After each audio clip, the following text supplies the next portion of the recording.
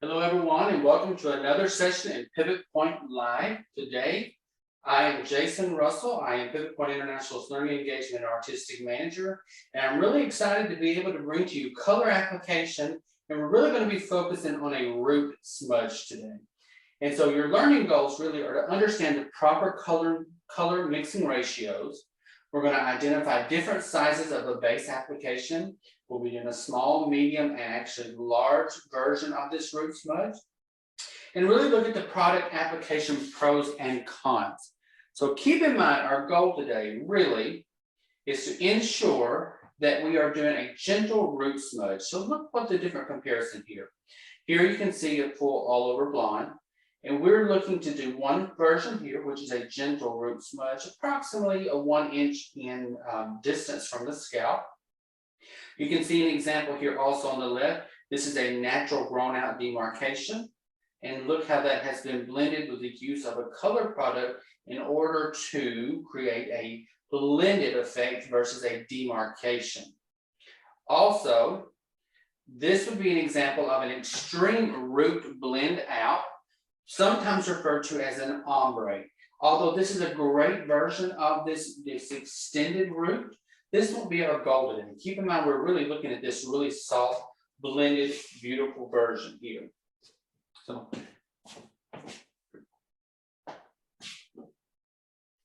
how is everyone doing today? Give me a thumbs up if you can hear me well. Give me a thumbs up if you can hear me well. Excellent.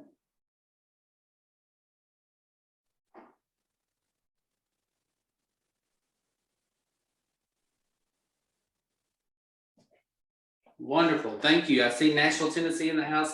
Glad to have you all. Some more Southerners online. Everyone, again, I'm Jason Russell. I'm going to be taking you through some cool techniques today for root smudging. What I really want to look at first is let's talk about product application.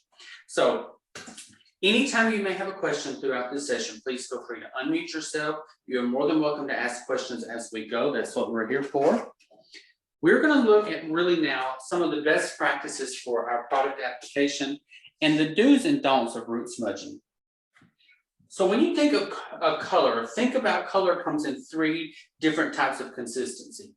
Color can be found in cream, color can be found in gel, and color can be found in liquid. Now that's true with many different formulations of color as well. So for those of you that have been through color class already, you realize that color comes in semi-permanent, demi-permanent, permanent, and also temporary. Now within each one of those categories of color, temporary, semi, demi, permanent, you can also get different consistencies, if you will.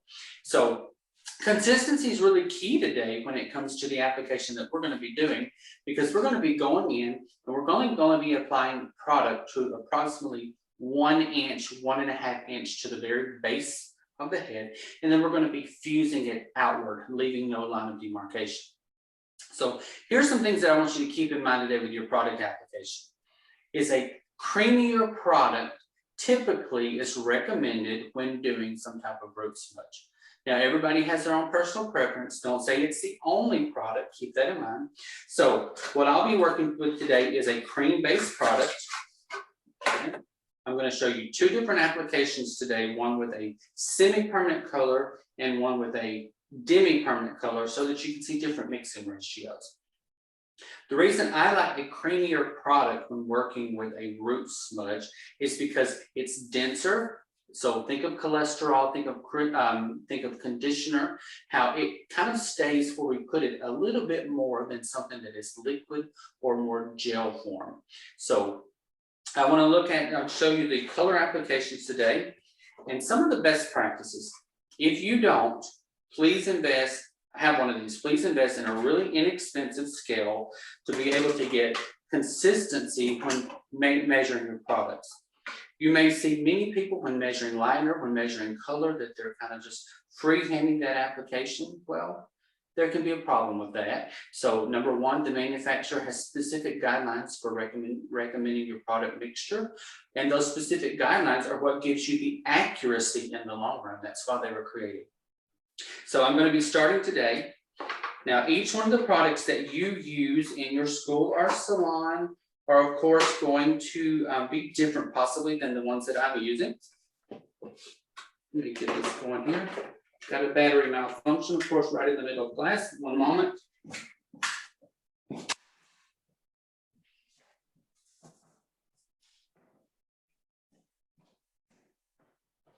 That's why it never hurts to have a backup. So we're going to be using our scale today here. And there, if you've never used a scale before, there's a portion on your scale that says tare, T-A-R-E. What that does is when you place your measuring bowl onto your scale, everyone, and then you hit that tare button, what that does is it brings you down to a 0. So now when you're measuring your chemicals, you're not measuring the weight of that bowl. So that's very important to bring the measure to 0 before we start our measurement. Now, I know many of you probably said when you started cosmetology school, I'm not a mathematician. I'm not, I'm not great at math. Well, that's why good tools help. That's really getting tools that are best for you, like a scale, so that you don't have to do the math. The scale does the math for you. Okay. So now that I have a 0 on here, the chemical that I'm going to be using today is a demi-permanent first. Now, demi-permanent, keep in mind the major benefits of demi-permanent. Demi-permanent will naturally disappear from the hair versus a grown out or demarcation. So we're intentionally fusing the hair or blending the hair down today. So why not choose a product that also slowly disappears from the hair strand, which will encourage even more blending as it grows out. So with a demi-permanent hair color, you're not going to see a harsh line of demarcation as it begins to leave the hair strand. So it's very important. Most demi-permanent formulas on the market, I say most, please keep this in mind, are mixed in a 1-to-2 ratio. Now there are some that are 1-to-1, there are some that may even be different ratios, but just always refer to your manufacturer's directions when mixing your chemical. So the one that I'm using today is 1-to-2. And when you look at that number on any container, let me explain this to you. So if you see this ratio written somewhere on the box, 1-to-2, typically with most manufacturers, the first number is the color. The second number is the developer. So which part is double? In this brand, it would be the developer. So just refer to the manufacturer. So what that means is one part of this color, then to 2 parts of the developer are going to be used when mixing my color application. So we're going to go ahead and go in. Our scale is set at 0. We're going to begin to apply our demi-permanent hair color in. So this will be in grams is how you, or ounces, it can be either way to get an equal measurement. Okay. So I'm going in now with half of this tube of my color, which leaves me at 12 grams. So remember, the tool's doing it for you. So if this is 12 grams, remember it's 1-to-2. So you simply just double the amount of what you have in your color for your developer. All demi-permanent has a developer, so keep that in mind. So if I have 12 of my color, I want to double that. Now I want to put 24 grams of my developer in to get it to 1-to-2 ratio. So if you don't want to do the math, you could clear it out, tear it again, and go back to your 0. My scale has now gone to 0, and you can simply now put in your 24.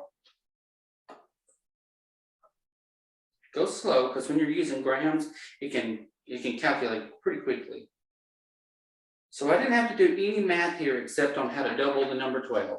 So 12 grams of my color, 24 grams of my developer for a 36 gram total in my bowl for our demi-permanent application. Now, let me move this out of our work area here for a moment. Key point when we go in to blend our product, everyone, we're going to begin to fold this product in place. Fold this product in place. You'll see a lot of people just beating this product to pieces. So the goal with most all hair colors and lightener, especially lightener, is we're folding the product in. We're blending it gently. You can use a whisk or you can use a color blender as well when working on this product. We don't want to over aerate the product by beating it heavily. That causes oxygen inside of it and over aeration. And with color, it's not as drastic, but with lightener, it can cause the product to over swell. Think about liner if you're putting it in balayage, for instance, and you beat it to pieces and it begins to puff up. That means it can puff up into surrounding areas. So your color applications and your color mixing should just be pretty simple. You do want to get all of those color molecules blended in well. And you're looking for the product to get down to a consistency of, you know, a yogurt or a sour cream. And that just depends on the product. Any product brand where the developer is doubled, for instance, the one I'm using today, keep in mind that the developer is liquid. So when we're doubling that product, that means that's going to be a thinner consistency product. Whereas when you see a cream-based color that's used where it's 1-to-1, it's going to have a creamier consistency than a product that is mixed 1-to-2. So let me open up the lines. Any questions at this moment? All right. So our second thing to keep in mind is always for every color application that our client is successfully draped. My friends, here's what I want to encourage you as a student, and that is begin to work on these mannequins as though they are people.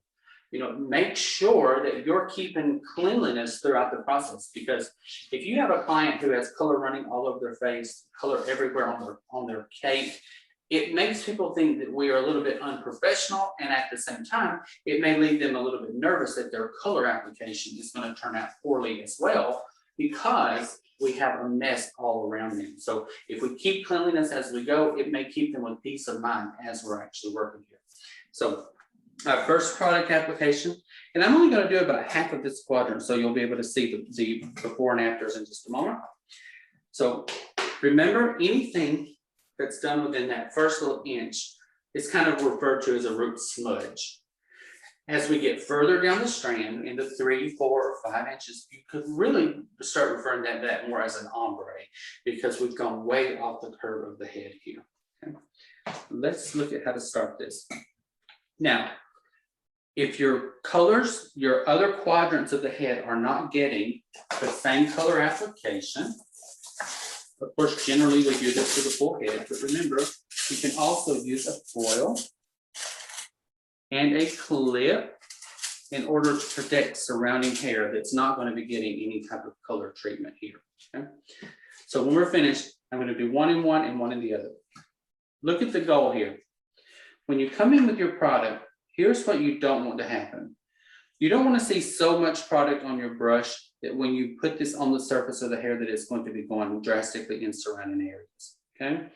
You really just want to, here's kind of the rule of thumb for me. When I get product out of my bowl, I come up the side of that petition that you see in the middle of it and get a perfect little layer on there. Notice there's no heavy dollops on there. And typically in a color application, I never see color along my brush here, because just imagine for a moment, this client is only looking to put color on her base. We're not looking to get color anywhere on these blonde ends whatsoever. So you have to stay super neat during this process, because if we accidentally get product on the hair that's intended to remain blonde, then potentially we could have to go back and reline it if we create spots within the hair design. Okay, here we go. Clean brush. We're going to go in and apply in a triangular shape at the top, only approximately 1 inch. Notice this is 1 inch applied here, they're at the side. This is the best, one of the best tips I think that I can give you all day, is this tail of this comb, of this brush, has to stay clean. Because if we run it through the base here and drag it through, we now have color on the end of this brush. So what happens now if I run it through clean blonde hair? It's going to create spots all throughout. So it's important for you now to have a system that can keep color from getting all over this brush. Okay? And here's a good way that we can do that. We can take the hair in our hands and kind of lift this up, and we can come way off the surface of the head and then grab our product. If the section is too thick, watch how easily you can do it. You can subdivide it here and subdivide up the strand versus subdividing extremely close to the scalp, because we don't want to run our brush through that color. Okay. Apply bottom. Now apply to that 1 inch here. Again, in a normal retouch application, we would put this comb or tail right through that product and we would drag it down like so, not knowing where this product is going. But because we're trying to keep the ends nice and free, you can take a large section from the bottom, below the color, lift up, and now at the mid strand, we can cut our section out and subdivide and apply. Top. Just keep watching ways to maintain neatness throughout this section. So we're going to apply across the section, approximately 1 inch. Notice I'm not even focusing on blending it down at this point. I'm actually just applying it 1 inch all over. Lift the large section up, skim through, way off side of the base, and simply bring that up. Again, keeping it nice and neat, 1 inch. So you may have to go below to clean it up and then go within in order to get it neat.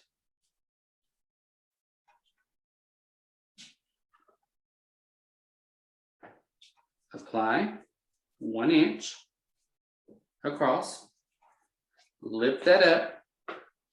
Let's come through that product below the color and lift and begin to apply.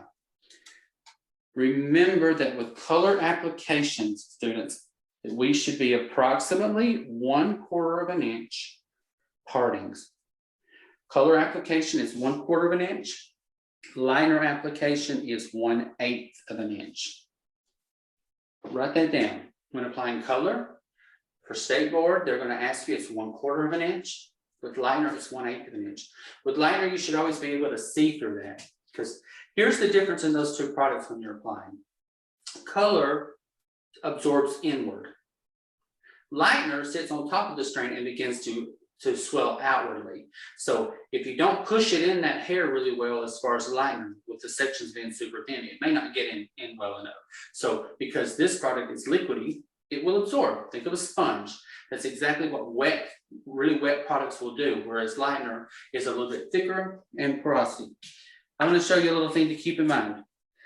With clients that have breakage and clients that have little baby hairs throughout, this right here can be your I hate to say your worst enemy, but it can be occasionally.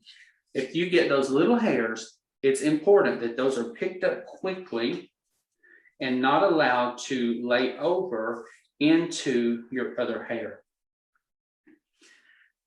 If you're doing a root smudge that is within a few levels of the color that you're putting it on, let's say that this one existing 6, and you're putting on a level 5 or level 4, those type of spots are not going to show up because it's not very drastic. But when you're going in and you're putting a dark color on top of blonde hair, you've got to be perfect with your application, or you're going to end up with a lot of little cheetah spots, as we call them, or leopard spots, or cheetah stripes, as we call them. So it's really important to be focused on your application. Lean this forward. Apply the product 1 inch. Lift, separate away from that base. Notice what I also do. I walk this up. That way it has a smooth space to lay as I put it up into your product. Another key thing to keep in mind, everyone, don't take this new hair and pull it tightly down across the curve of the head. Because if we pull it tightly onto the other side, I'm actually going to show you what it looks like. I'm going to pull this down tightly and show you. Watch. I want you to, so that you don't make this mistake. Watch when I pull this down. Now you see all that spotting occurring across this strand because it actually laid into this color above. See what happened? We'll blend this out momentarily, but that comes from taking that strand, pulling it too tight up and over the head. So we're here to save you some mistakes today by going in, applying 1 inch and loosely leaving that across the head. Loosely. 1 inch. Subdivide away from the scalp. Applying 1 inch loosely at the base. We're not allowing that to press into 1 inch. Hold it out so that we can get the section away from the head versus right up against it. Notice there's still no color on the tail of your brush. It's what you really want to see happening. Press 1 inch. Separate. And moving right into that new section. Questions, concerns, or issues at this moment? Take a moment if you have one of those free hairs and just wipe it away. Clean your hands really well.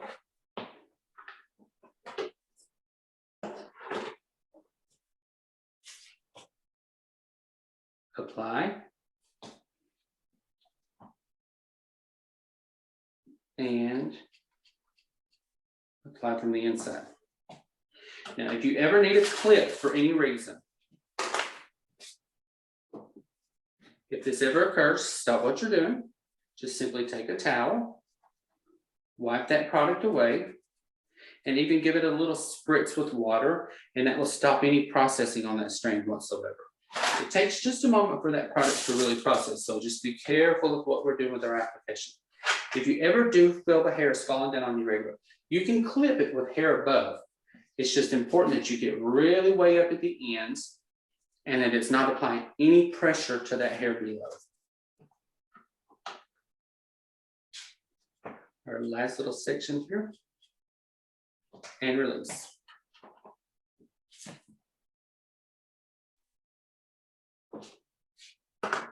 So as we go back through the section, we're now going to start our blending. Everyone, the best tool is, first of all, make sure there's no product anywhere on your hands. You can use a shampoo style comb if you want something with wide teeth on it. A wide tooth comb like this in order to begin the blend. The blending is what makes everything a smudge, no demarcations whatsoever. So watch what we're going to focus on. Is as we look at this strand, remember our brush went in at the base. It went heavily in at the base. So the goal is not to take this comb and go, oh, I'm going to show you a don't, that way we completely can see how not to do it. The goal is not to take this comb and go all the way up the scalp and then begin to drag it down. Okay. The reason being is because on this section, I didn't have very much color. But if you had a lot of color up at that base, this could cause taking an excessive amount of product and dragging it down the strand. In this case, it didn't do too badly here. So notice it's starting to blend out pretty well across that. We then want to go back in. Drop our next thin section. We're taking the same sections down that we put up as we went. Okay. So here's what the do is typically.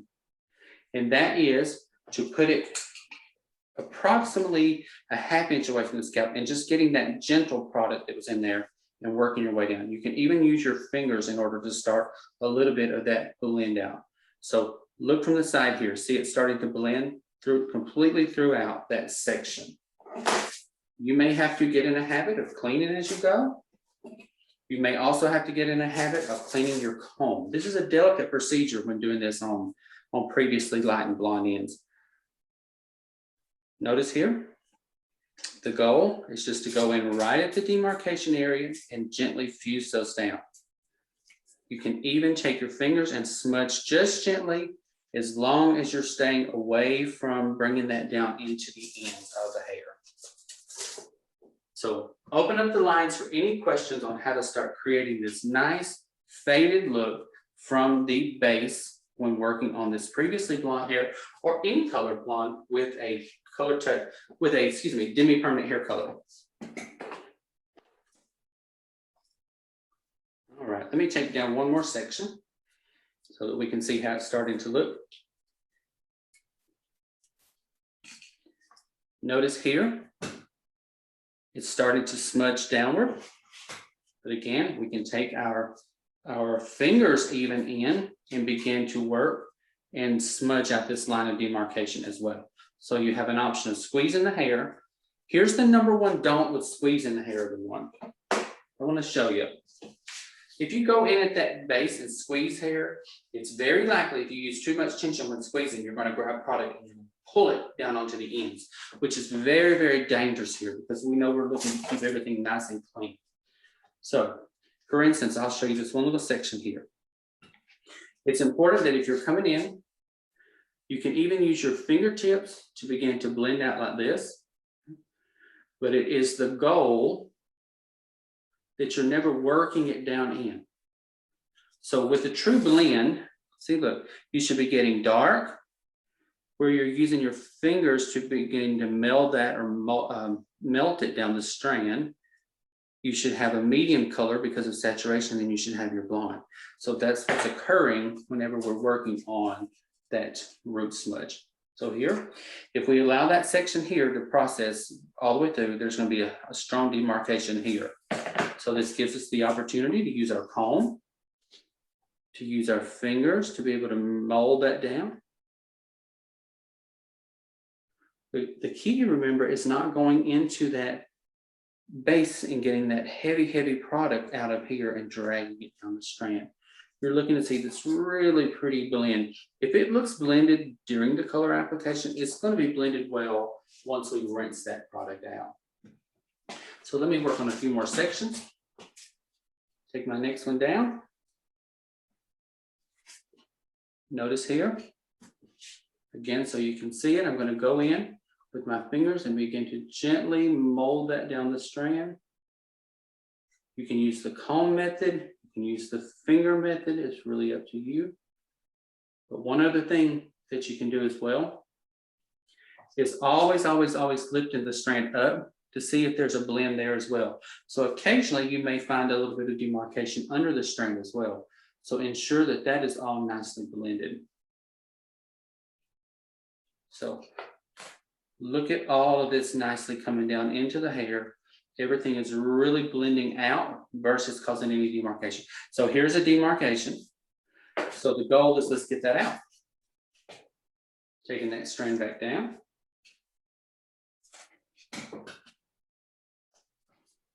Molding with our fingers.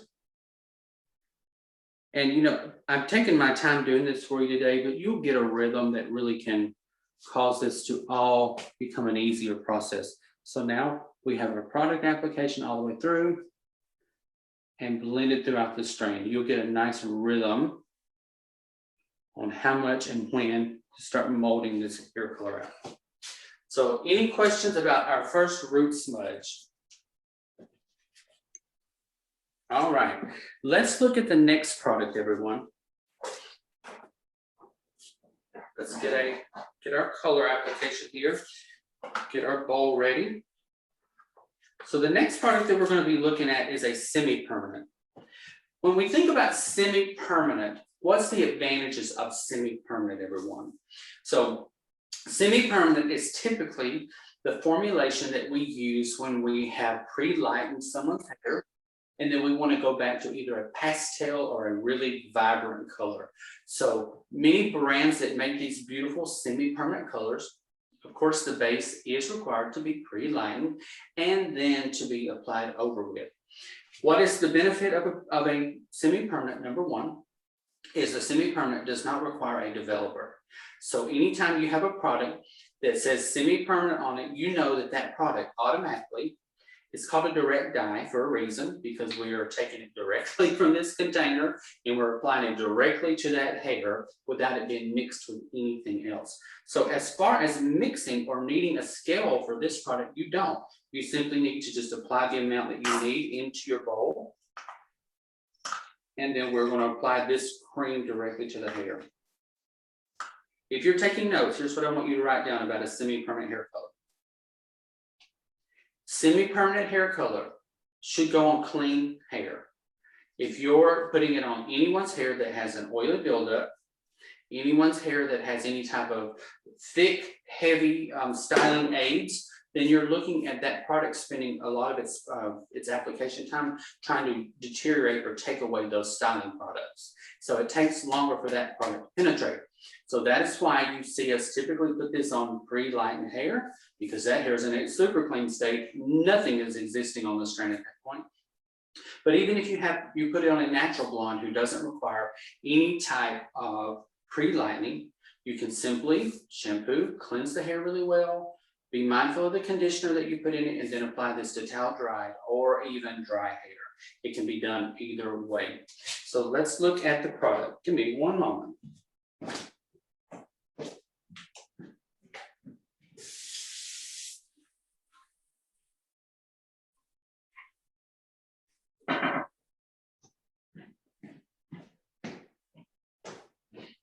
Give me a thumbs up in the menu or a yes in the chat feature if you're currently using any vibrant or semi-permanent hair colors already. Give me a thumbs up or a yes in the chat feature if you're already using some of these cool, vibrant, semi-permanent hair colors.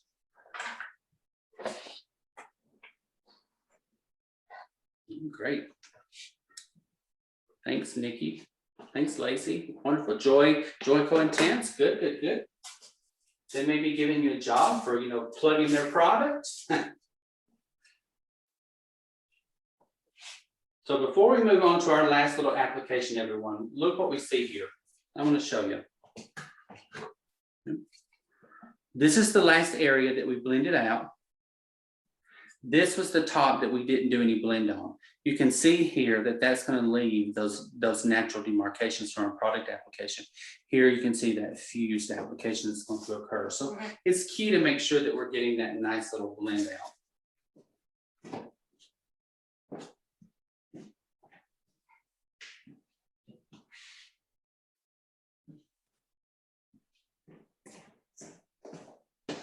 This is a cool little technique that I'm going to show you with this semi-permanent hair color. It's kind of creative, and you will take some playing around with this to become an expert at it. But that's using a sponge for application of hair color. So a sponge, what it does is, because it doesn't have a precision edged brush, if you will, it's going to put the product, it's going to diffuse it naturally. So sometimes you can actually practice doing root smudges with, a sponge application. So this is just a basic kitchen sponge. Of course, I have the one with the scratch on the back. You don't want to be using that on your client, so we're just going to be using the sponge area. So this is going to be an application of a root smudge where you blend as you go. This is a preference of many people. So let me show you how that works. Let's protect our hair from our other color application by placing a foil here. And now we're going to start in the top of that opposite side. I think we're going to protect this upper front as well. Guys, I am a clean freak when it comes to hair color. I actually, with my clients and with all the models that we use at Pivot Point, I actually plan a little bit longer than the average salon would when I'm doing color application, because I just prefer not to have to come back and take things off of people's skin. Come back and take things off of areas that they never belong in the first place. So it is about taking my time to ensure that I get it right. And in the long run, it really does save time for us all. So we have to work super methodically and learn how to work methodically and clean, but in a timely manner. So there's a fine balance to all of those. So watch how we're going to do this with our sponge. We're going to begin by taking our section at the top of the head. And I'm only going to be applying to the upper side of the strand. So we're now going to place this strand up and flat to the surface of the head like this. And with our color brush, we're going to go in, and just like we did earlier, we're going to apply it to that 1 inch. 1 inch. Let me get it where you get a really good shot at it. 1 inch from the strand. Now, of course, remember, that all depends on your personal preference and your client. That could also go up 2 inches, but we're looking for that really subtle view today. So look what you can see here. You can see a really harsh demarcation going right here. Okay, and some clients love that, but that's not what we're all about today. So with our sponge, okay, my sponge is gently wet. We're going to come in now and we're going to blend that out. Notice I'm doing a gentle follow-up, gentle flow. So you're seeing the color go from vibrant, less vibrant, as it goes up. You can't see one spot in this where it actually causes a starting and stopping point. So using a tool like a sponge can help us to do a little bit of blending as we go. It's a really cool technique. Next parting here. The benefit of this again is because now that we're not applying to both sides of the strand, notice that my partings have gotten very thin because we're not applying to both sides. Here's the number one mistake that people make when doing the next parting and those partings from now on. Watch. When we put this up into that next section, everyone, notice this is my blended area here underneath. Heavy, less, and less. So when I put this new section up, I can only apply this color up to the heaviness from underneath. Because if I go way up into this strand like this, I have now resaturated what's underneath. So this is where you have to be super mindful of every new section as you go up. So I'm going to treat this as one and then do a reblend out on it. Using that sponge to kind of press and glide, press and glide. And you can notice I'm using blue hair color today because it's blue. And that blend out has now caused it to have a green appearance, which is perfectly what we want because that's what's causing it to fuse. The yellow and the blue of the hair are mixing together to cause a green. So let's look at that pointer one more time. So to make sure that you have what you need to keep from making an excess mess on your client. So analyze the section beneath. Here's my darkest part at the first inch. So when I take my next section, thin, a quarter of an inch at the most, and I put this up into that last section, I know it can't go past this area here with my color application because it will resaturate the underneath. So that means I'm going to get just my new section and only a slight amount of the underneath section. So I'm still staying within that 1 inch here. Notice I've created the demarcation. And we're gently going to lift the strand and begin to fuse it up with that sponge. Look what a cool blend you have going on.